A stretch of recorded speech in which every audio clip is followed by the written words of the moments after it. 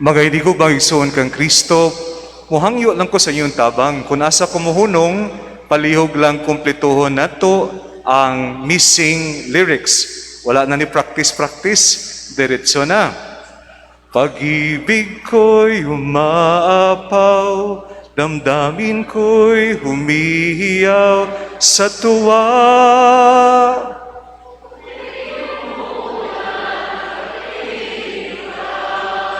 Bisan ang ulan, dili makapugong, maka-stop ka nato sa pagduol, sa batubalali, sa pagigugma, Senyor Santo Niño. Masipang pakpak daygo nato ng Diyos.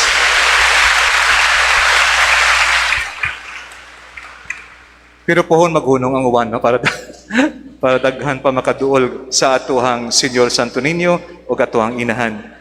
My dear beloved brother priests, Father Ruel, Father Cortez, Monsieur Tony, Father Nelson, ang atong rector sa Basilica Minore del Santo Niño, Father Basil, o diniduol ka nako, Father Ephos and Pads Jerome, mga hinigugbag nato nga mga women religious nga naa dinhi karon, and all men and women religious. Our beloved officials, Honorable Mayor Jonas Cortez and Ma'am Sarah, our Vice Mayor, our city councilors, in special way Councilor Malin, our official church liaison. Againa nakita nakon si Mayor Mike, naghatod siya kasi nagpauli na siya, no? But we appreciate naghatod jud siya. Atuhang governor, ang atuhang police, no? Si Sir Jeffrey Caballes, nakita na ako kagaina, si Roy Ipong, and other our station chief din sa lugar na to sa sentro, our security officers and volunteers, our LGU department heads, barangay officials, devotees, visitors and friends, of course our ministries, the wind beneath our worship, our parishioners, and all the dancers, the volunteers. Sobra naman duwa ka tuig nga dili kita makatigom apan karon sa kaluoy sa Dios. Nakalahutay kitang tanan sa pandemya og bagyo. Medyo Bombay lang karon nga nagasaka panaog ang atuhang challenge, pero malipayon kita nagatigom karon dinhi sa panagtagbo sa Mandawi, Traslasyon 2023. I welcome you all in the name of the team of pastors ug sa atuang mahal nga balaang bata. Mga hinigugma, medyo makaulaw man kini, pero sige na lang, mga 12 anyos akuhang edad kay nagsulod ako sa seminaryo. That was the first time I was separated from my family. As you know, seminarians have to stay inside the seminary for formation. I could not remember kung unsa kaha ang rason, but suddenly, it was announced that there would be a free day. Wala na sa official calendar. Free day. Aligre kaayo. Daw, ang kasing-kasing na mo, nag-trigger kang accelerated excitement. O paggawas na mo, daw nabuyan kami sa hawla. Kay first time nako, makasinati, free day. And so, with great excitement, nagdesisyon mi mulantaw kang sine. Kung makarelate mo, medyo makaedad ka mo na ako kini, no? So, ang ganahan jud ko, mulantaw kang Shaolin Temple ni Jet Li. Wala jud nag-react, no? Si Father Jiro. Pero ang classmate ko, romantiko kaayo, ganahan siya sa movie nga First Love, First Kiss ni Albert ug Snooki. Oh, medyo nakatawa na. Tiguang na jud ko, no? Mga millennials, dili naka-connect siguro kini. Mas sila na yung mga heartthrob sa unaha panahon. Pero, dili man mi magsabot, ganahan jud siya romcom, ganahan ko martial arts, para wala gubot og away, compromise. Ang duha ka salida, amuhang gidesisyonan nga lantawon. Karon, ang side effect, nahuman ang duha ka salida, taas na kaayo na kining viewing ba? So nakapauli ko kadiyot sa balay, hapon na. Mga barely 2 hours na lang, balik na sa curfew sa seminaryo. Pag-abot nako sa balay, wala ang ako ang inahan. Naalang didto ang ako ang amahan. Naghuwat ka nako, nga nahibulong jud ko nga nagahuwat siya. Pagkahuman bisa, gipalingkod niya ako. Nangutan ako, asa si mami, asa ang akohang inahan. Ingon niya, ato nangita kanimo, kagaina pa sa buntag. Then it hit me. Nakahibalo di ay siya nga naami free day. I think she learned it from the porter by chance. Kahuwat nako kasab-an, pero kalma lang nga nagsulti ako ang amahan.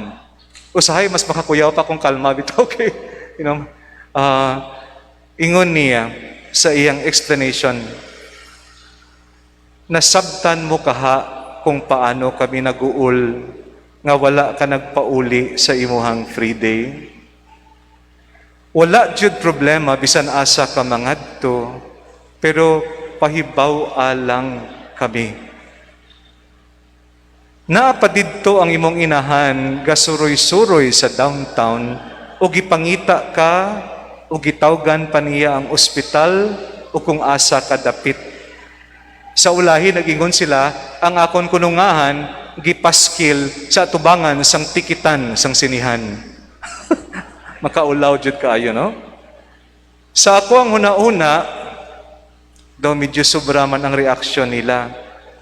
Tapos, I was thinking, how do I answer? Kung si Jesus sa Ebanghelyo, didn't you know I have to be in my Father's house? Ako, unsak ha ako itubag?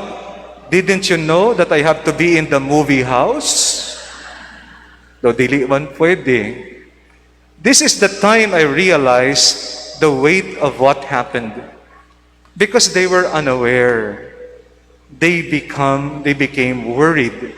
They were anxious and they searched for me, especially ang ako ang inahan. Pariyasad kang Mama Mary, for 3 days gipangita si Jesus.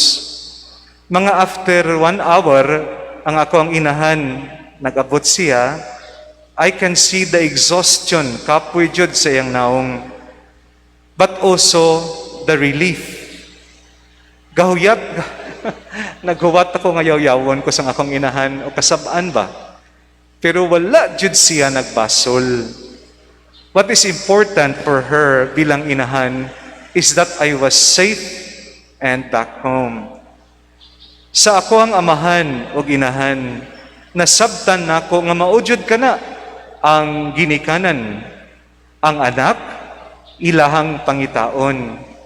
Worrying and searching are part of the job description sa ginikanan. And no distance is too far to be bridged by that searching love. Mga igsoon ko kang Kristo, karon nga gisaulog nato ang panagtagbo ni Jose, Maria ug ang batang Jesus. Nadunggan nato sa Ebanghelyo nga dili lamang nato gisaulog ang lost and finding of Jesus, pero ang encounter, ang panagtagbo sa amahan, inahan, o ang bata within the ambit of love tested by the crisis of separation. So kung pamalandong kita, second mystery, the mystery of the joyful mysteries, the lost and finding of Jesus, do kalma lang kita. Now we realize na siya'y crisis bitaw surrounding it. It was anxiety-filled. Mga hinigugma, my family is my greatest weakness, but my family is my greatest strength. Kinsa nagsulti ka na? Si Avatar, The Way of the Water. So para ang sini, medyo modern man ba? Ginakaraan karon modern naman. Wherever the family is, there is our fortress. Naiduha ka dynamics that mark the Holy Family nga ato ang makatnan. First, journeying together. Ang pag-anak ni Jesus gipangunahan preceded sa journey to Bethlehem, while he was still inside the womb of Mama Mary. Naanayng trademark the dynamism of journeying together. Sanggamay pa lang ang bata, they journeyed into Egypt as migrants aron mo palayo sa persekusyon. Again, ang migrants journeying together makakonect sa atoang Sagrada Pamilya. Then the journey together back to Nazareth. And of course, ang Ebanghelyo karon kining journey to the temple, asa ang Ebanghelyo gipakita nga nagpabilin si Jesus sa may templo. Kaanindot kining pagkita ni Maria ug ang batang gamay sa ilang amahan nga si Senyor San Jose dinhi sa Mandawi. Sa pagsaulog nato sa tema kang synodality hangtod kining tuiga pa, ang pag-uban sa pagpanaw una nato masinati sa atuhang pamilya. So, dili ba ang first day of school kinsa gauban kanato? Uban dili pa magkadto sa eskwelahan ang atuhang ginikanan. First vaccination, first enrollment, first prayers, first communion, inubanan kita sa atuhang inahan o amahan. First major decisions, driving me back to the seminary. First planting of trees, chiko ang among gitanom.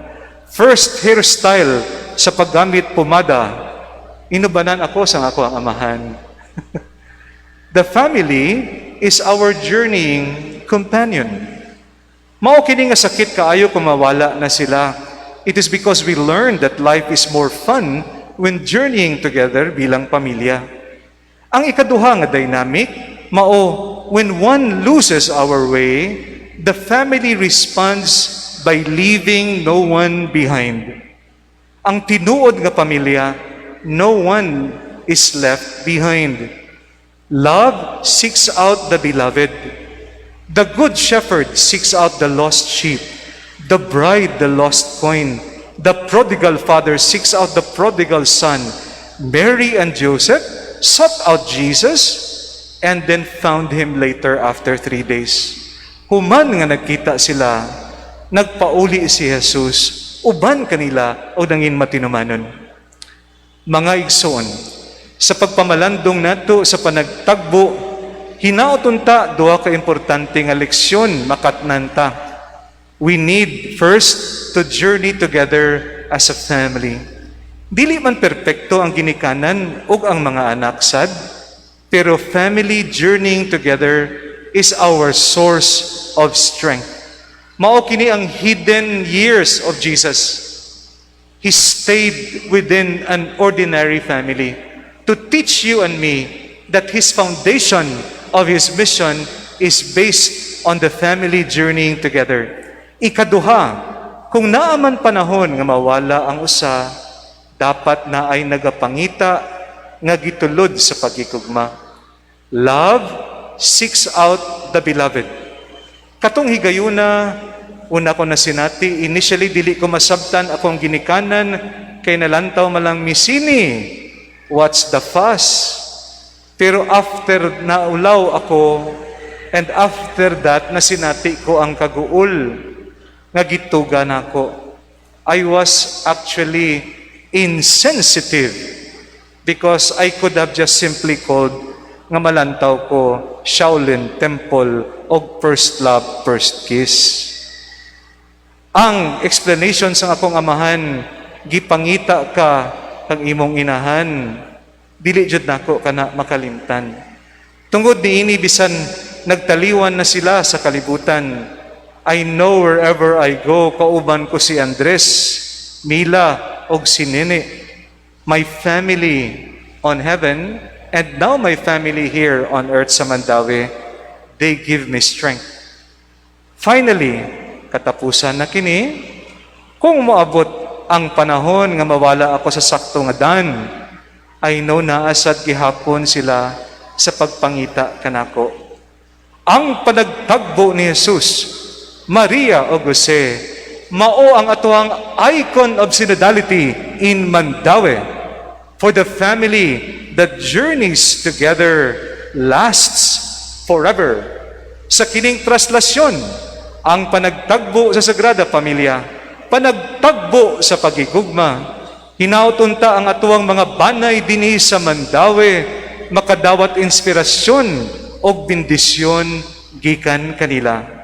Senyor San Jose, Mama Mary, and Senyor Santo Niño, iampo ninyo kami. Manindugang tanan.